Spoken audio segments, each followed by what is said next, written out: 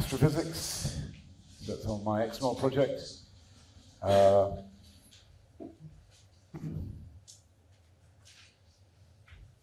You see what it tells? Okay. Right. Yeah. Sorry, I just made some changes to this and they don't seem to be showing up. I'm going to close it, just restart it.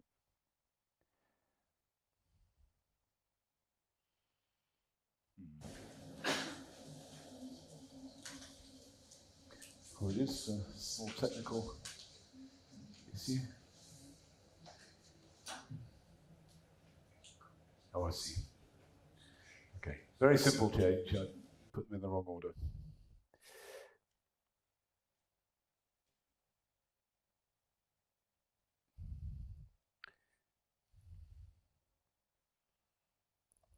Right. So just to start off, what do I do? What does my group do? We solve Schrödinger's equation. Okay, so I'm a quantum mechanic. I'm not an astronomer. I may do applications of astronomy. And why do I do it? I do it to get the right answer. Now, that may sound trivial, but actually it's unusual. Most people doing theory do it to model experiment, guide experiment, interpret experiment, and they assume that the experiment is the right answer. I try to do it for problems where you don't need to do the experiment because I've got the right answer. So occasionally better than experiment, or where you can't do experiment, or where you need much more data than you can ever get for experiment. And we're doing it, my group currently works on, obviously, astrophysical problems, but also atmospheric problems. I'll talk very briefly as a side thing about one plasma physics problem. We work on plasma physics, both technological and fusion plasmas, though increasingly that's done by my company Quantumol rather than my group, simply because the government doesn't give me any funding to work on it, so I don't do it.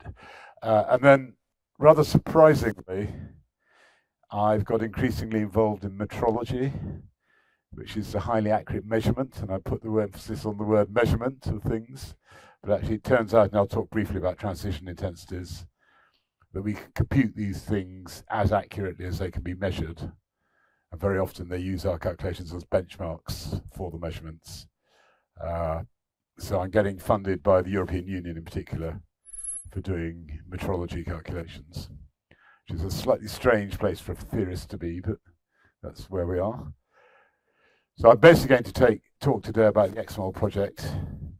And the XML project has two phases. This is phase one, and the two phases actually are determined by the two methods of doing exoplanet spectroscopy, which I talked about late yesterday.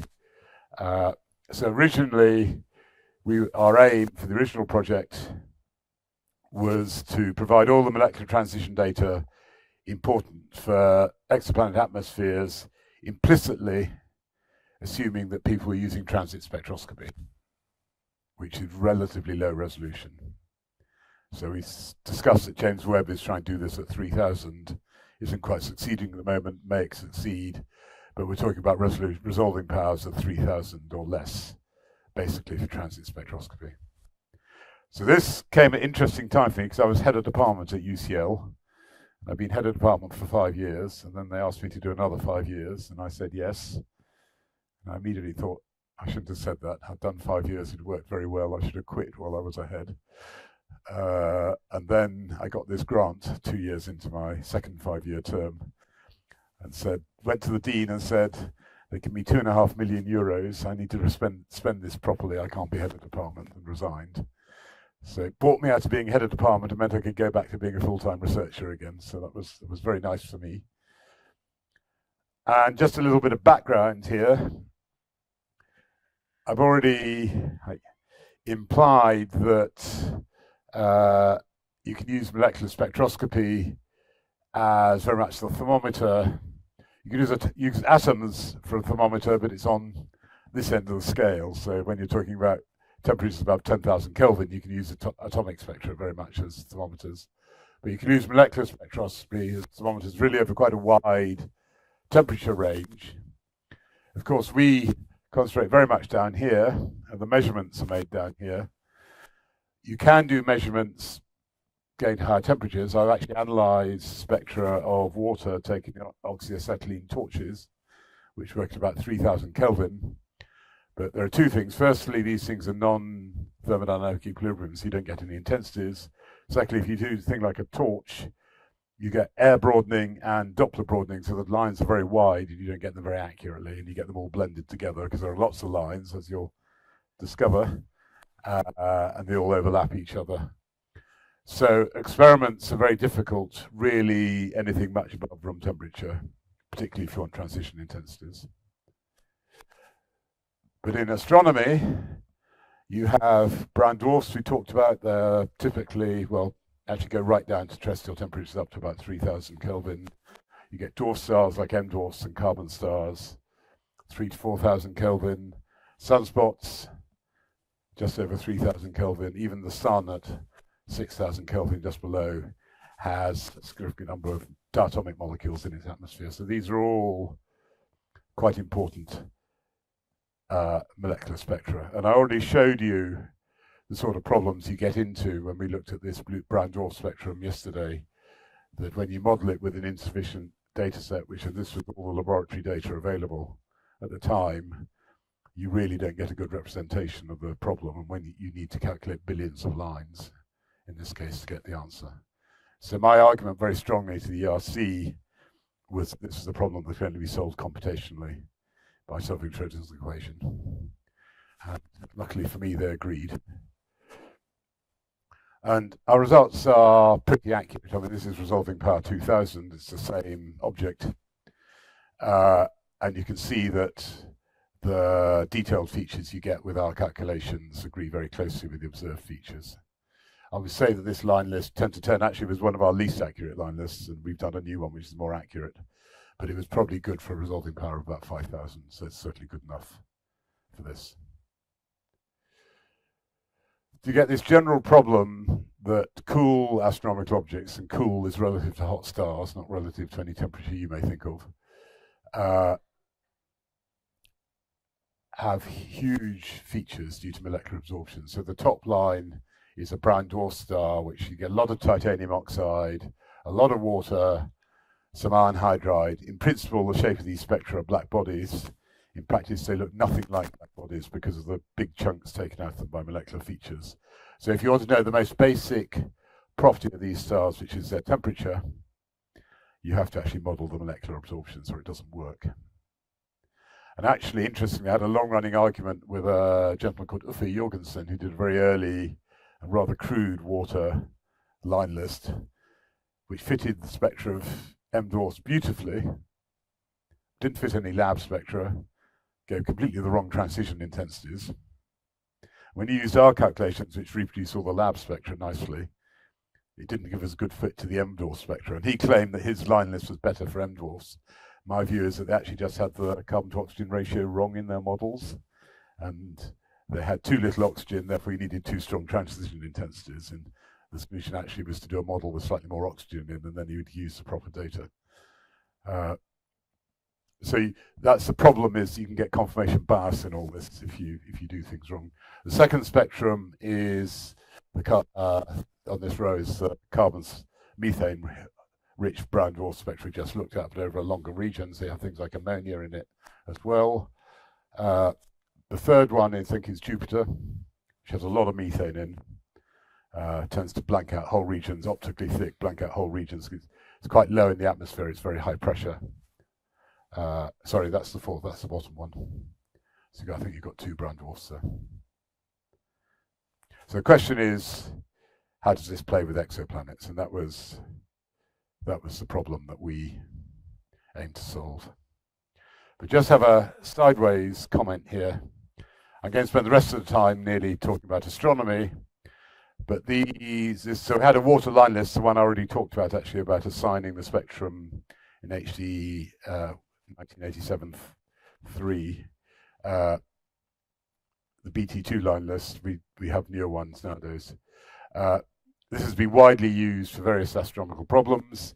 I've talked about this with a couple of you because it was actually done in collaboration with PRL and the observing their telescope, where they took very detailed observations of an explosion of V38 Mon, which is a so-called nova-like star. It is actually the original prototype nova-like star. And what you could do is it exploded and blasted off a shell of water, and we were able to monitor how that water cooled over about 18 months using the observations, which were beautiful for 9 months of the year and then had to be turned off for 3 months because of the monsoons. But you got very nice time dependence. Brown dwarfs and M dwarfs, atmosphere of Venus, exoplanets I've talked about. Interesting one was comets, because you think of comets as being very cold. Of course they are. So why do you need a hot water line list? Well, it turns out you can't take water spectra of comets easily from the ground because of the water in the atmosphere. But it turned out that comets are bathed in sunlight, and the sun, light from the sun promotes the water, some of the water molecules to very excited states, and then they emit downwards, and they were able to record these emissions. And because the energy levels of water were well known, they could say what the emissions were, but they didn't know the Einstein A coefficients. So we calculated the Einstein A coefficients, and they were then able to get things like extract the rotational temperature from that, and interestingly, the nuclear spin temperature, so the ratio of ortho to para water, and they were different. The nuclear spin temperature was quite a lot colder than the rotational temperature, which says something about the processes going on in the comets, but to be honest, I'm not quite sure what.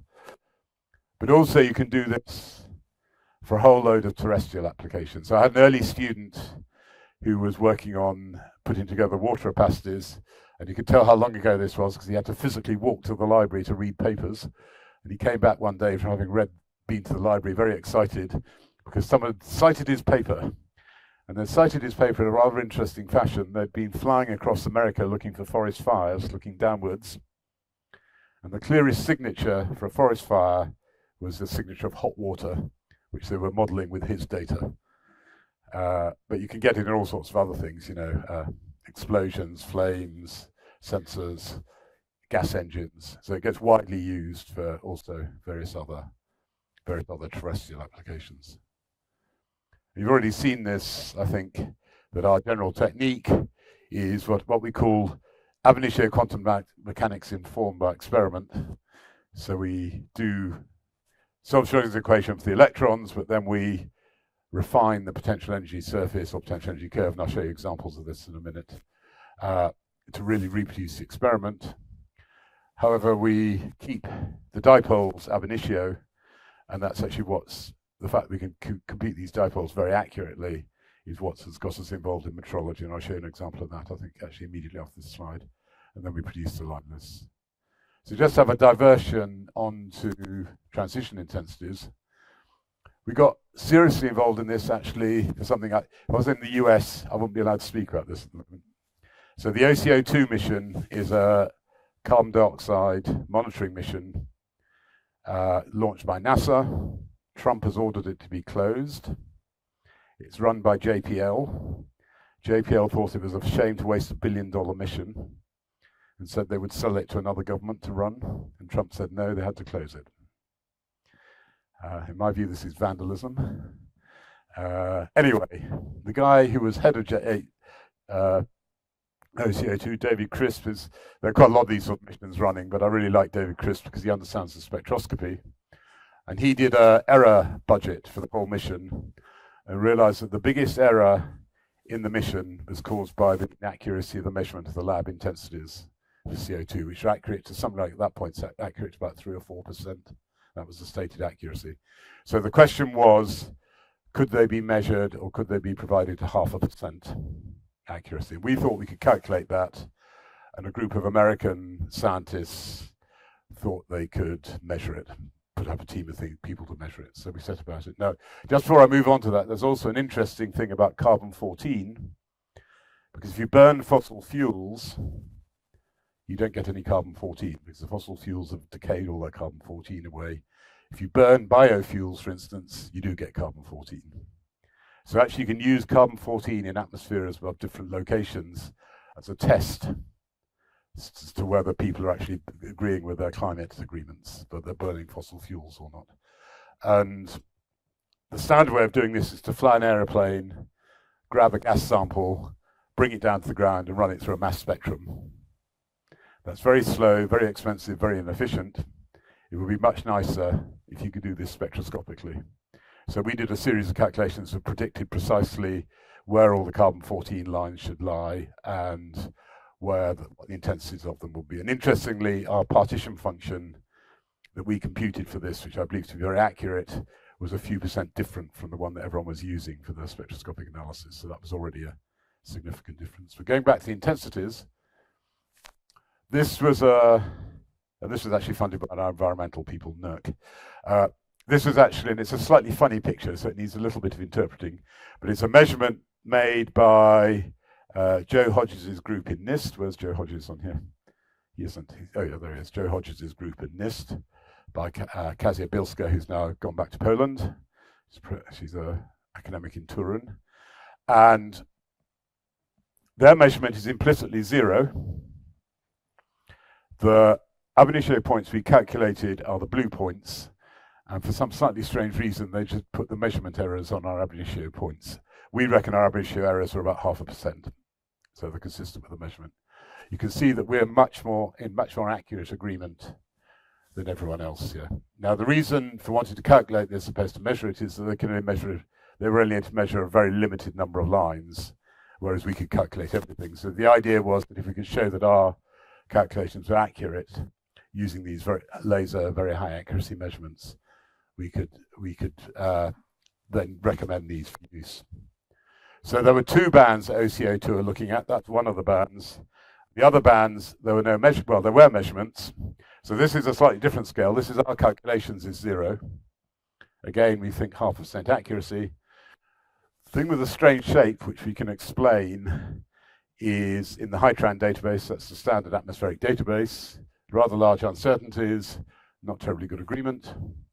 There were some very high accuracy measurements from a group in Italy. Both the pink and the black are from the same group in Italy. They were just different experiments, which we told the Italians we didn't believe the accuracy of.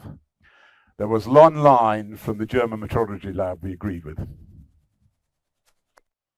And these are, in a sense, our rivals. These are NASA Ames, which is another theory group. And this thing of having a jump in the middle of the branch seems to be quite a feature of their calculations. We've seen it in other calculations. They tell me it's to do with lack of convergence of the basis, but I don't quite understand why. So anyway, that was what we published. These people went away and redid their measurements. Other people did measurements after we published it. That was the agreement we got. And this scale is considerably smaller than the previous scale. Yeah? Shows a structure. So is it some kind of systematic? Yes. So they use perturbation theory fits to their spectra and to the intensities. And I talked already briefly yesterday about Hummel-London factors. The Hummel-London factor assumes that the vibrational wave function, the total wave function doesn't change with J. So there's a correction thing to this thing which is called Hermann-Wallis factor. And they fitted Hermann-Wallis factors. And it's a even order polynomial, so they'd use 0th order correction, 2nd order correction, 4th order correction. If you fit our data, the 4th order correction has a different sign from their data. And that's what's causing this curved shape. And it's crazy. The program they use is SPFit by Herb Pickett. I don't think Herb Pickett is alive anymore, but he certainly had Alzheimer's when I last heard of, so he wasn't running his programming at all. No one knows how to change the program. So it's a little bit crazy. So they're sort of stuck in this world, but it's caused by the failure of the Hermann-Wallis factors. So it's not that they made a measure at each point with this curve like this. They've made a series of measurements and then fitted them, and their fit has a systematic error in it.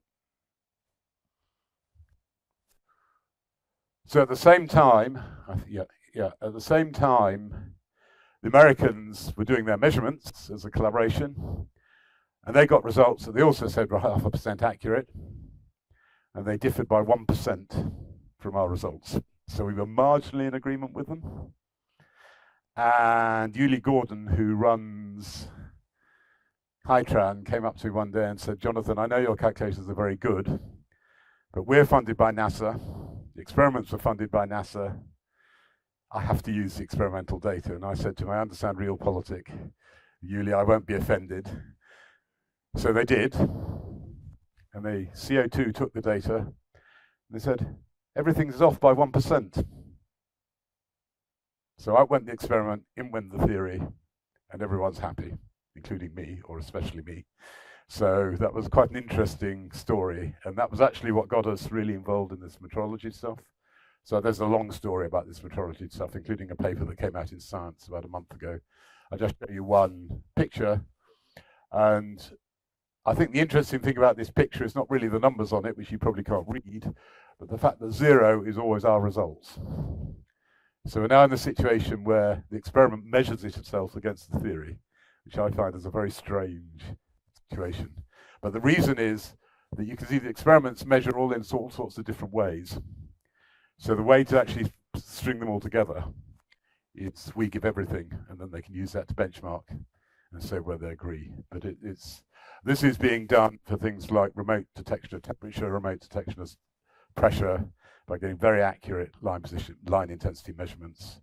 CO happens to be both experimentally and theory user-friendly, but we will aim to do it for other molecules in the long run. So, for instance, we've done it for water quite extensively. The experiments are talking about doing it for water, but water is terribly difficult experimentally to get a really accurate column because it sticks to the windows and the edges of the experiment, so you don't really quite know how much you got in the gas phase.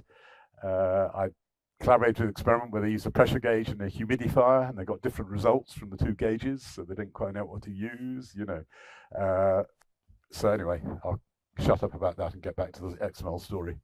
So this is actually the very first project we did, which I did before I'd recruited most of the team with a group of summer students. So Yadin, who was the first author there, was at that point an undergraduate at Oxford. He came to UCL to do a PhD, not with me, and is now a postdoc somewhere. But the basic idea is you do an electronic structure calculation using MolPro. You get a curve like this. This we actually use someone else's electronic structure calculation here. At the same time, you compute the dipole moment. This particular molecule looks like that. That does not give you accurate line positions, so we fit it, we refine it. Now actually, I haven't drawn another curve here because you wouldn't see the difference.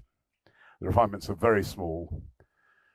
You need a nuclear motion program to solve the problem. At that point, this is a closed shell system. We use Bob Leroy's level program, which is very good for closed shell systems, doesn't work for anything else. There was an existing line list from an American group called UGAMOP. I think I've already referred to them earlier in the week. At that scale, they look the same. They're not. They're about 5 wave numbers shifted because they just use purely ab initio, and we did the fitting, so our results are much, much more accurate. So that's sort of example one. Then life gets a bit more complicated when you try looking at rovibronic transitions, electronic transitions. I already talked about calcium oxide. So here we have a bunch of curves, and we discussed the allowed transitions in this yesterday. And here we have the dipoles for the diagonal dipoles. So these are just the off-diagonal dipoles. These are the allowed transition dipoles that give us the moments. And the X to A one is particularly big, 6 dBs in places. That's huge for a transition dipole. And it's because if any of you studied chemistry, calcium oxide is calcium 2 plus, oxygen 2 minus. But when you go to an excited state, you can completely change that. So you can be calcium plus, O minus, maybe even calcium oxides, neutrals. So we're moving whole electrons around. So the dipoles are very big. So we refined that. Actually, we had to reanalyze all the experiment. I told you that story already. You need to worry about the fact the curves have couplings between them, so-called spin-Orr coupling. It's not something we've talked about. It is discussed briefly in the book for atoms. You can calculate these things using MolPro, and they basically couple. If you have open shell systems, they couple the curves. They're effective relativity. So we do them as perturbations on the Schrodinger equation, add them as extra terms. They're quite large, 50 to 100 wave numbers. So if you're trying to get your energy levels to 1/10 of a wave number, you're not going to do it without putting these couplings in. It turned out there was no, at least publicly available diatomic program which allowed you to put these spin-Orr couplings in, so we wrote one. duo, and I've talked about it before, I'll talk about it again in a minute. We computed a line list. This one had 22 million lines in. By our standards, that's small. And you get your spectrum looking like this. So this is at 1500 Kelvin, showing rotational transitions here, vibrational transitions here, and then the electronic transitions. And you can't read this scale, and even if you could, you probably wouldn't know what it means, but it goes up to 10 to the minus 13. This is in what I call Hytran units, the units used by Hytran. And to get a per molecule number, you need to multiply by Avogadro's number, which is 10 to 23. These numbers are huge. A typical high intensity transition in Hytran is 10 to the minus 19, maybe 10 to the minus 18. These are 5 or 6 orders of magnitude bigger. And it's because of this business of having very large dipole moments. So we published this a decade ago, and as I already said to you, we're rather happy when this group actually, maybe it is a French name, a French group, used it to observe calcium oxide in the spectra of meteorites coming into the Earth's atmosphere. So we wrote this program Duo, which allows you to all the couplings, gives you a complete solution to the problem. There are quite a lot of different couplings. So spin orbit is the biggest one. We get spin-spin, spin rotation, angular momentum couplings. So we can put them all in using this methodology. And then, as I also said to you, we wrote a nuclear hyperfine resolve program, particularly to do vanadium oxide. The vanadium oxide calculation, by the time we'd put in the hyperfine coupling, became so big we could only solve it on a national supercomputer. This is a diatomic. And we had to cut down the size of the calculation so that it would fit in the computer. And we ended up with 59 billion vanadium oxide transitions. So the problem is that it's a 7-hour system, so you get 8 energy levels for every one you had. And then the number of transitions goes up as the squared. So you get 60-something transitions times more than you would have done for the normal system. And the normal system is already very complicated. And the interesting thing was that it had already been observed that you got, having drummed into you that delta J equals 0, 1, and plus or minus 1 is total law in this area. Here you get transitions where delta J is 2 and 3 because it's delta F that matters. And the experiments had already observed delta J transitions of 2 because they were delta F1. We actually were able to compute whether anything up to delta J7 was observable, and we found actually the delta J3 ones are pretty strong as well. After that, they're probably not so strong.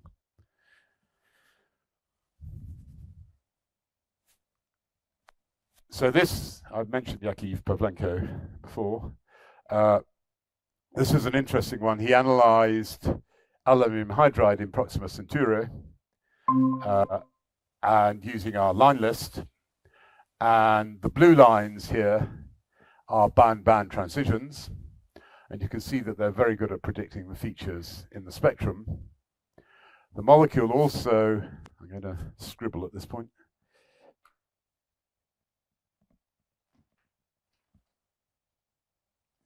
The molecule also has quasi-band transitions, so you have a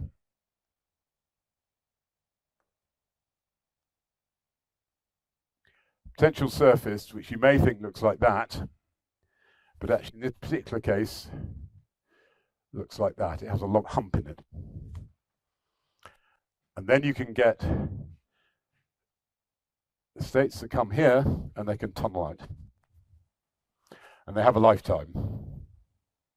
And they have a lifetime sufficient that it completely changes the line broadening. So what you should be able to see is that this feature here is much broader than that feature there. And that's caused because this feature is a tunneling feature and has a lifetime. And we didn't get good results for those, partly because we hadn't really concentrated on them. We didn't think they were that important. They turned out to be vital because all the normal features are completely saturated, so they couldn't get an intensity. But because the lines were very broad where they were tunneling, they went optically thick. So you could get an abundance of aluminum hydride from having these, you look here, you can see that this is not going right the way down here. It's just a very broad feature, and that our original line is in the wrong place. So we actually had to go away and rewrite the codes to do these quasi-bands things to allow for tunneling and get lifetimes. I'm not going to tell you how we did that because it's a whole story and it's going a bit off the topic, but I thought it was an interesting one. So we published, no, that was the original observation. We published a new line list for aluminium hydride. Oh, I'm sorry, I always forget I have to do this. I've gone too far.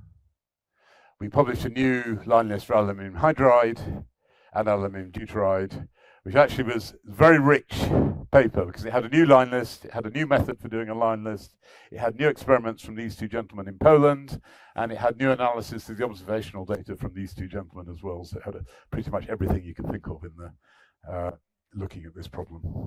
So it did band-bound continuum absorption, so directly into the continuum, and also band-free through pre-dissociation. I've already shown you this picture. I'll just give my comment on it. We simply can't do this. So this is, you know, and we get free. I get regularly, once a year, someone asks me for this line list. So polyatomics. When I first started this project, I thought it was polyatomics were going to cause us grief because they're really expensive to do. They are expensive to do computationally. They're not expensive to do on human time. You simply lob lots of runs into the computers and go home or do something else and wait. So these things actually have turned out to be reasonably possible and taken, as I say, much less labor. So typically, the story here, I've done phosphine, I could have done the same for ammonia or methane. Ab initio potential energy calculation, typically 100,000 points, something like that, but UCL has a computer with 5,000 nodes on it, and we can't use all of it, but we can typically use 400 nodes at one time, so you can do 400 points simultaneously. I had a PhD student who managed to use 120 years computer time in 3 months using this. So you can rattle through these potentials pretty quickly, particularly as between Christmas and New Year in the UK, no one uses a computer at all, so I tell my students, load all your calculations in and go home. So they do. So we get a potential energy surface. We need to solve the nuclear motion. My colleague Sergei Yushchenko wrote a polyatomic nuclear motion code called Trove. He had to actually adapt it for phosphine because of the high symmetry, so you need to put the symmetry in. And then we can do calculations where we can compare with the available data. JPL, if you remember, that was the long-length pure rotational data, HITRAN, and you can see that we're getting a much more comprehensive set of transitions. Now that comparison is not, we've just made a new release of HITRAN. That's quite an old version of HITRAN, but the big difference is they've taken a load of our data. So actually the comparison is no longer so useful. That was what was in HITRAN before we did any calculations. Same time, you also need careful calculations of the dipole moment. Turns out it's phosphine, I don't know. It's formaldehyde, our dipole's not that good. Ammonia is famous because it has a barrier in the middle of the potential and it has a tunneling motion. And this is actually the first quantum mechanics predicted that you should see tunneling. Ammonia was the first thing that people saw tunneling in. It was a sort of classic thing in the 1920s. Phosphorus is one below nitrogen in the periodic table. Phosphine should be very similar to ammonia. People have only ever seen it as a pyramidal molecule without the tunneling. And indeed, when you go back to the literature, in the year I was born, people were busily discussing what the value of the phosphine tunneling splitting was, not coming to a conclusion. So we were able to predict this. So this line list is huge, 16.8 billion transitions, and was done by my student Clara Souza Silva, who's now an academic in the States, but was always known in my group as Miss Phosphine. So you get this picture here that you get a potential barrier and tunneling through it, and the splitting is very small. You probably can't read this, but 4 times 10 to the minus 10 wave numbers down the bottom. That's completely unmeasurable. But we're saying maybe 1/10 of a wave number by the time you get up here. So we have predictions of what the tunneling splitting would be. Now, a Japanese group tried acting on our predictions and didn't see anything. So this is an unresolved problem, and it may be that our splittings are too big. But you're basically doing that in the tunneling motion.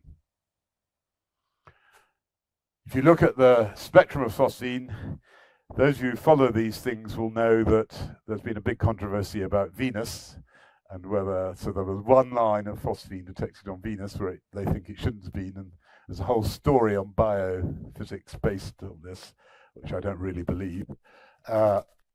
This is nothing to do with that. Their line is somewhere down here. There should be a big feature in the infrared. It hasn't yet been detected in the exoplanets. The problem is this is quite a crowded region of the spectrum, and if you have rather low resolution, everything sits on top of each other. It's well known in Jupiter and Saturn.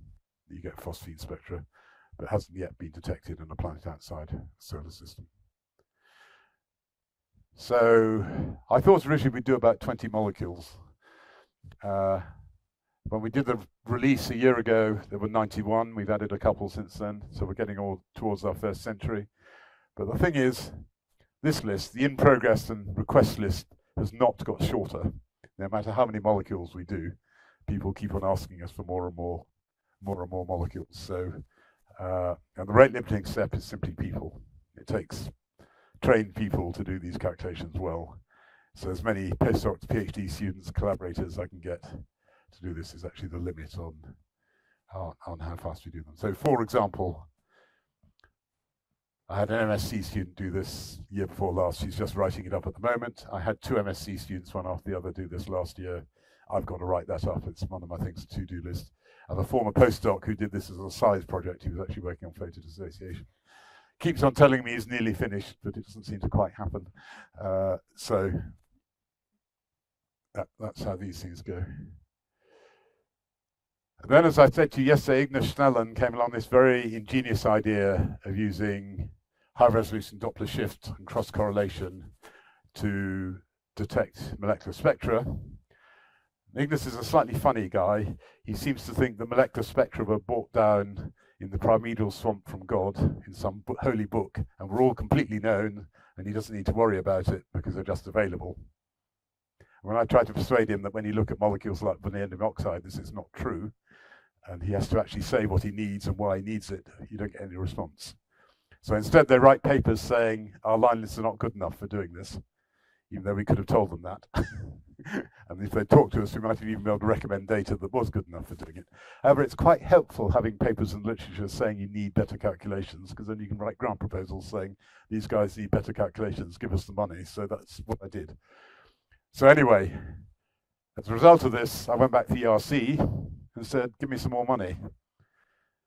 And very much to my surprise, they did.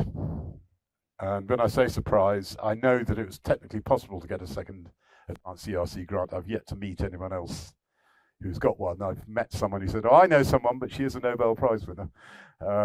So this is pretty unusual. And basically the first 2 projects, so they have different names, are both doing ultra high accuracy line lists. And then we've done pressure broadening. I'll talk a bit about that. Photo dissociation, I'll not talk about. And our technique for making ultra high accuracy is not calculating it. We can't, so we can calculate 6 figures, maybe 7 figures in a good case, even once we've used experimental data to tune the potentials.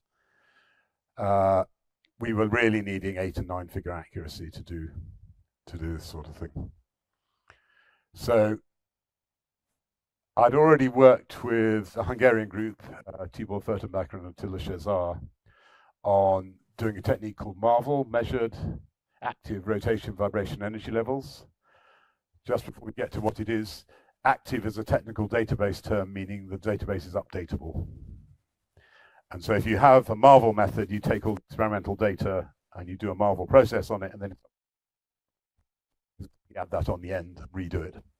So it's an active method, and you'll see in a minute we've done lots of updating, and somehow my arrow has got shifted. So it should say measured frequencies to empirical energy levels here, but it seems to have moved on the projector. And the basic equation is very simple. The frequency is some matrix multiplying the energy levels, and that matrix simply has +1 and -1 in the right places, because the frequency is the difference between 2 energy levels. So in theory, you invert that matrix and you get your energy levels.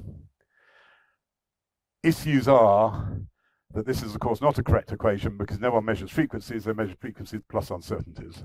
So there are errors in there, and then we get energy levels plus uncertainties. And we're on to MARVEL 4, Actually, we're really onto Marvel 5 because there was a Marvel 0 as well. And the difference in all those versions, there was a bit of improvement in the speed up between 0 and 1 or 1 and 2. But the real difference is the uncertainty handling. And actually, Marvel 4, which rather strangely got published as a paper with me as first author, was not written by me, it was written by Tibor, is the first time I think we're getting really sensible uncertainties out of the problem. So why do you use these energy levels? Well, you can do things like calculate partition functions and other thermodynamic properties. You can predict transitions with experimental accuracy, and I'll show you do that in very, very nicely. You can use the data for doing fitting potential energy surfaces. We've been working on looking at predicting isotope energy levels based on knowing the parent isotope very well. So if you know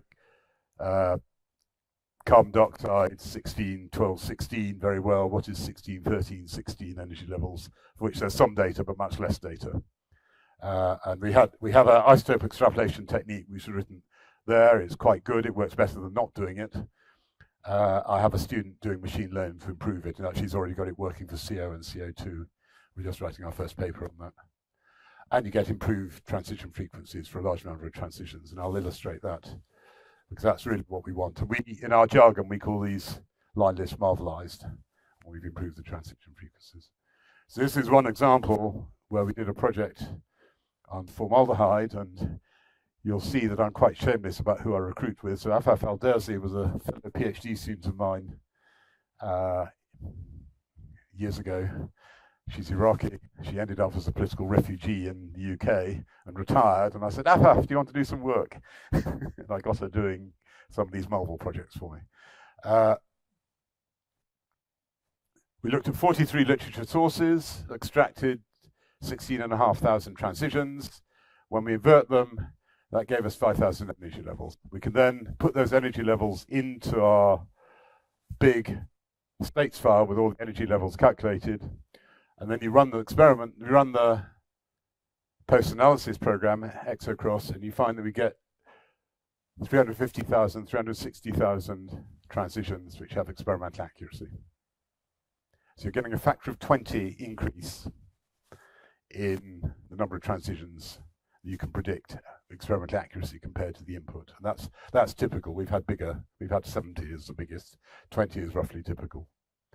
You might say, but these are a load of rather weak and irrelevant transitions. So we said, took the criterion, which of those transitions would be strong enough that they should be in the HyTran database? And the answer was about half.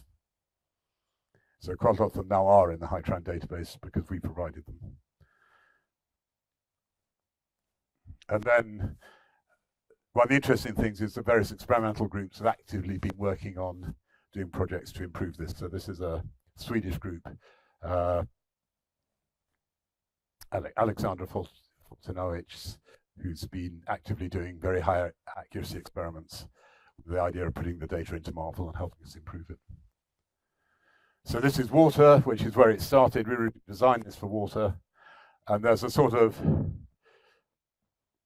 cycle here that you do the Marvel thing, you get new energy levels, that allows you to make new assignments. You redo the Marvel, you get new energy levels, that allows you to make new assignments, and so on. So we've done to the third generation of water line lists based on having done the Marvel calculations. And you can see the number of transitions we're predicting with, sorry, this is just the Marvel results, how many transitions go out, how many energy levels come out, go in, but we can predict a large number of transitions as a result of that. I started this also as a schools outreach project with Clara Souza Silva, actually, who was extremely talented at outreach. This is less, I think, less of an issue in India than it is in the West. We have difficulty getting school kids to do science, and particularly the quality of schools is quite variable. I suspect that's not an issue in India, and that seems to be an internationally uniform issue. So that you get certain schools where the take-up of science, technology, medicine, engineering, medicine is very, very low. So we designed a project here, deliberate low STEM take-up schools. And the idea was to get kids to do front-run research with a PhD student. And we paid the PhD students the same rate as if they were demonstrating in our lab or marking or something to go into a school 2 hours a week for about 6 months and worked with the school children on a research project. It was called Orbits, and it's been incredibly successful. So we started this a decade ago. It's now a national project. Our students still do it, but I'm not involved in running it anymore. And it's got various prizes. It's really been transformative for the schools in terms of the take-up of science. So we have someone in the LCN, London Centre for Nanotechnology, it's next door to my physics department, doing a PhD who came through this project. First cohort, someone else in that cohort is a teacher in a very poor region of London, and the first thing she said is, I want an orbits project. So our problem actually is getting enough students to do it. We have lots of schools who want to do it. We publish papers with them. This is actually not a complete list. I sort of ran out of space on the slide, but you can see we have various papers which have long co-authors of school children, co-author lists of school children on it. So we're gradually marvelising our line lists. So this is, the green ones here are all marvelised. The blue ones are in action. Both of these have big technical problems. This one is a really strange technical problem. All the old data is fine, but the two groups in France more recently have been using different quantum numbers, and they're not compatible with anything, and they don't really tell you enough to use their data. It's really annoying.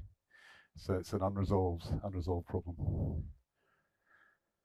I already said yesterday when we talked about line broadening that we have a real need for a lot of line broadening data. We have these huge data sets of lines.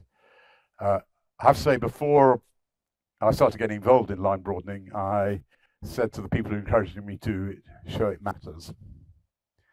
So a woman called Caitlin Griffiths from Arizona did a model for water in exoplanets, sort of thing we did our original detection on, where she did a model with no line broadening and a model using just Hytran line broadening, assuming it was the same for the exoplanet. It probably isn't because it's air and these things is hydrogen, but it was, and the differences were huge.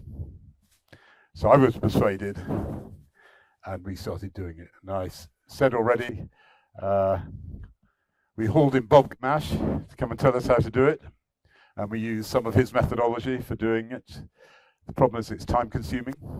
So my postdoc, Andrei Sokolov, spent 3 years doing line broadening of acetylene with quite a few different colliders, 6 different colliders. Same time, we got Gianna Buldarova to come in, who's much more has much more semi-empirical, rather simple models, and she designed simple models for doing this. So we have a couple of papers doing this, and then I recruited a student to machine learning. And I have to say, I think the machine learning is the solution. It's really worked pretty well. So what we did was use the data from Hytran, which has extensive data sets of broadening by that well-known molecule called air. And I already said to you yesterday that air was 78% nitrogen, 21% oxygen, 1% nothing, instead of argon. And one of the nice things is that they have very systematic uncertainties, so we could use those, and you'll see those on my results. We used basically all the data when we trusted it. Elizabeth did do fairly extensive cleaning and threw out a couple of data sets that's looking like complete rubbish. So the byproduct actually was cleaning of Hytran data. So you always start with your best result. So this is our prediction for OCS. So what we did, we had 52 molecules. Classic line broadening is you keep 20% to validate and train on the other ones. We didn't have that much data, so we did something slightly different. We cycled through the whole line list, keeping 5 molecules out at any time. So anything I compare with Hytran, it's not being used in that molecule's not being used in the learning. So when I compare with OCS here, OCS was not in the list of 47 molecules we learned against. It was one of the 5 molecules that we didn't learn against. Then our final model, we learned against all 52 molecules. So when we're predicting for new molecules, we have a model learned against all of them. You can see that this is the Hytran uncertainty. This is our, sorry, started wrong way around. That's our uncertainty. This is the Hytran uncertainty. We're actually getting the same results with a slightly lower uncertainty. So that's the best case. Didn't always work that well. C3HI, pretty good. There's a Hytran spread, and that may be caused by the fact that this has got a K quantum number in it, and we didn't use the K quantum number. We basically just wrote, sorry, this is a funny way of giving J's. This is the R branch, this is the P branch, and this is J. and it's quite a standard way. All the Q branch then, if you do this, actually ends up overlapped with the R branch, but that seems to work. And most of these transitions don't have Q branches anyway. But there seems to be some K dependence here, which we are not getting very well. But high-tran uncertainties are quite big, so some of them are 10 to 20%, some of them 5 to 10%. So we're pretty much in agreement there. Sorry? For the learning, you use some other methods. For the learning, for the well, we used it. Okay, there's a standard Python package which has lots of different learning algorithms in it, and we tried several algorithms. This was a learning procedure from me, apart from anything else. I'd never done them. Well, I had done machine learning before, but not seriously. Her first attempt to do it produced results where the J did this at high J. And I said, this is completely unphysical. Why is it doing that? And I had to learn that this is not a question you ask when you're doing machine learning. The answer is you just try another machine learning package and see if it works better. This goes against my entire scientific training, that you can't understand what you're doing, but that's how it is. So actually, this is a voting model of three different methods put together and averaged, and that gave us the best results.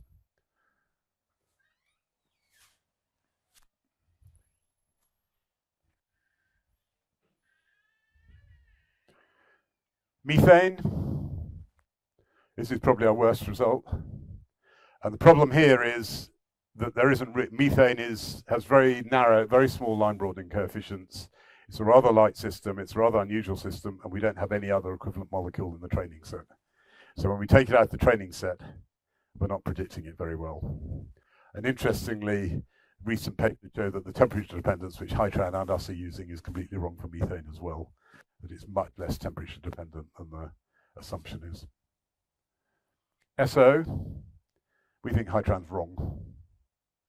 So high-tran simply copied oxygen and put it in for SO on the grounds it has the same electronic structure. SO has a fairly substantial dipole, and oxygen has no dipole. So you'd expect that the SO line broadening parameters will be much bigger than the oxygen line broadening parameters. High-tran have been sort of pushing back on this, but I don't quite understand why. It seems a no-brainer, but actually their data is just wrong. Then we have other things where this was, high-tran just guessed a number. 0.1, very convenient number, all J's. They weren't far off, but I think they're actually now adopting our results in the new release. They've got our results in for that. TIO, okay. Air broadening of TIO is probably irrelevant because you probably just get a big fire if you try putting TIO in air. But that's our prediction for it. So we're now currently trying to do this for other broadeners. And one of the issues actually is collecting all the data. We've been exploring the idea of using large language models to both correct and scrape the data. It doesn't seem, for a line broadening, it hasn't been that successful in collecting the data, but it's very light, very time saving on scraping the data. You can simply tell it, here's a table, I want it in this format, and it's much quicker than doing it yourself. So the XML line list, the XML database now has rather a lot in it. So molecular line lists, obviously that's where we started. We have cross sections, partition functions, broadening parameters, K-tables. If you don't know what K-tables are, stay that way. They're a terrible bit of 1970 technology that people still use. Opacities, which is what people should be using instead of K-tables. Lifetimes, cooling functions. Landé G factors are what happens when you put a magnetic field in the system. So if we calculate those for open shell diatomics, but that's the case where they're most important.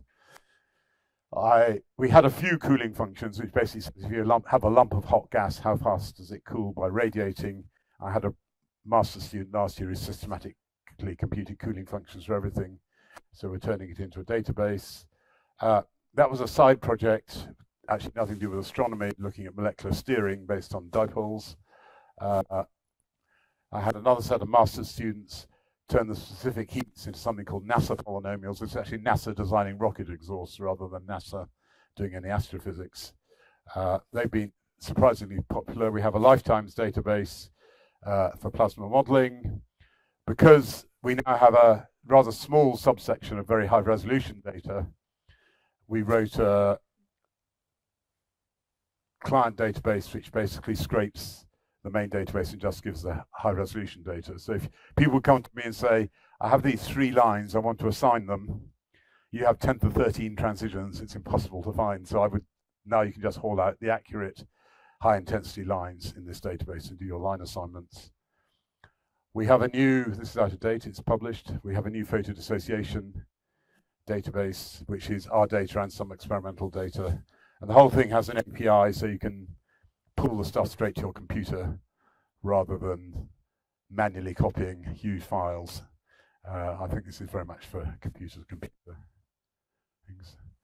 And I've had a tremendous group of people working with me, so I should acknowledge the contribution of all of them, and particularly Sergei Yachenko, who I hired at UCL, abused my position as head of department, and got the dean to hire him, and he's now a full professor at UCL, and we run the project together. And that's it. Thank you very much.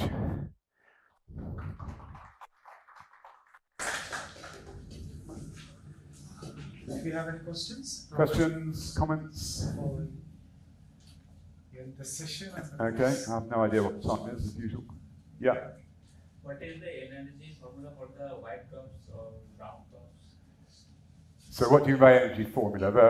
Brown dwarfs and brown dwarfs are very different objects. Firstly, so you probably know that. Brown dwarfs are basically cool stars, so they're below 3,000 Kelvin typically. White dwarfs, which are the coolest ones, appear to get down to Earth temperatures. So they range between 3,000 Kelvin and 300 Kelvin. Their only energy source is gravitational collapse. So basically the different types of dwarfs, I think, are a function of age rather than anything else. So you start hot as they collapse, and as they collapse more and more, eventually they run out of energy from doing this, so that you get really quite cool. And there probably be even cooler ones, we just can't see them. White dwarfs, I don't know that much about. They come as a result of stellar death, don't they? But exactly what they're doing and things, I don't know that much about. I had a interesting project on H3 plus partition functions on helium white dwarfs, but that was a side project a few years ago. But I've never really studied them. As I say, I'm a quantum mechanic, not an astronomer. Anyone else?